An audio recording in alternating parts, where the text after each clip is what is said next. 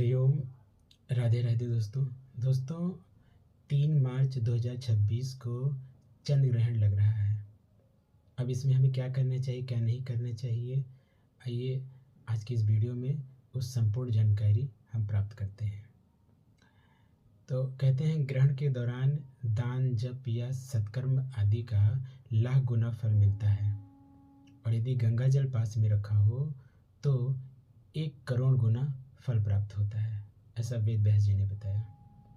ग्रहण के दौरान दान के लिए संकल्प करके पैसा, वस्त्र या अन्न आदि निकाल कर रख देना चाहिए। बाद में इसे गौ, ब्राह्मण आदि को दान कर देना चाहिए।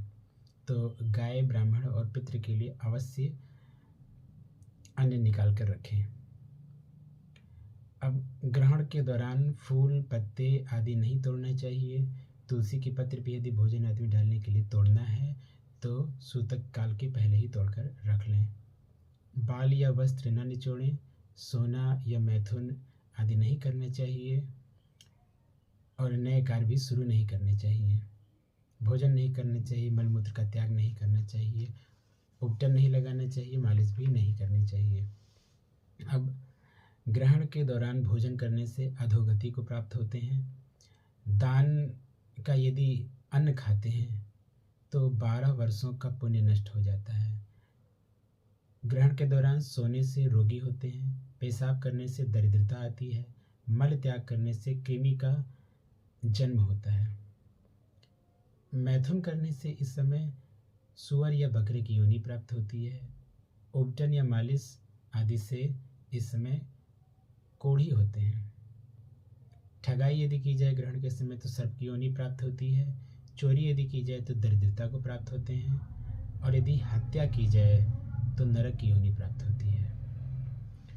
तो ग्रहण के दौरान नए कोई भी कार्य नहीं शुरू करने चाहिए और गर्भवती महिलाओं के लिए विशेष सावधानी रखनी चाहिए, जैसे उन्हें चाकू या नुकीली चीज़ें या लोहे का स्पर्श नहीं करना चाहिए। ताला खोलना, सब्जियां काटना या सोना भी नहीं चाहिए।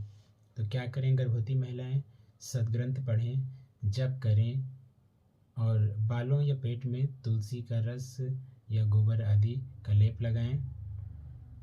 अधिक से अधिक इस समय जप करें, पूरी सावधानी रखें और बाहर बिल्कुल भी न निकलें।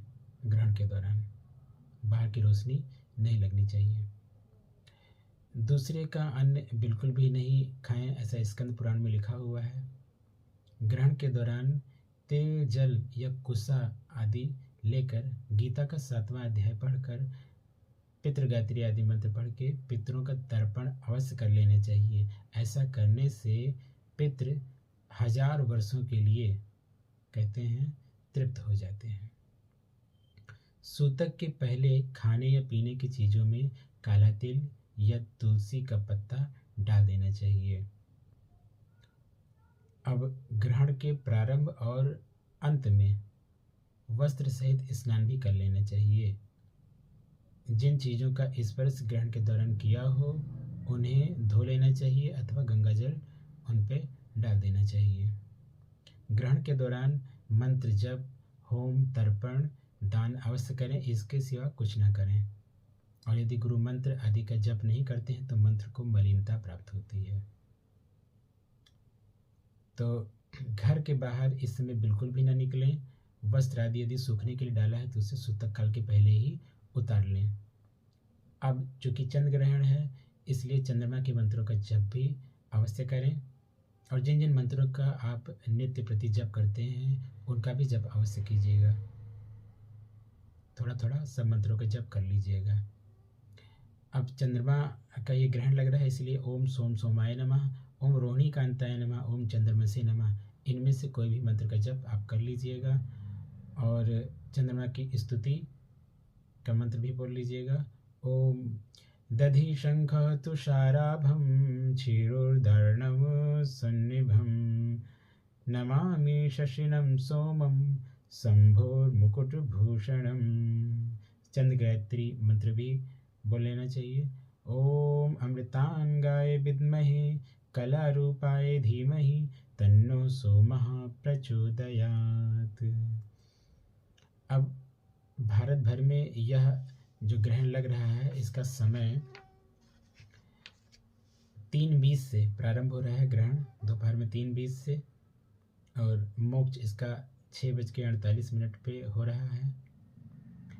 और सूतक काल भी इसका 6:20 से सुबह प्रारंभ हो रहा है। लेकिन अलग अलग शहरों में अलग अलग इसका समय काल निर्धारित है। जैसे उत्तर प्रदेश में हम लोग रह रहे हैं, तो उत्तर प्रदेश में गोरखपुर में ग्रहण का समय 6:01 से 6:46 तक रहेगा। सूतक काल 9:14 से सुबह शुरू होगा और 6:46 पे ही मोक्ष होगा। बच्चों वृद्ध रोगी के लिए 3:10 तक दोपहर में छूट है खाने पीने के लिए, उनके लिए सूतक उसी समय मान्य होगा। और लखनऊ के लिए ग्रहण 6:12 से लेकर शाम को 6:46 तक रहेगा। और सूतक काल लखनऊ के लिए सुबह 9:23 से शुरू होगा। बच्चे वृद्ध और रोगी के लिए लखनऊ में 3:13 से सूतक मान्य होगा।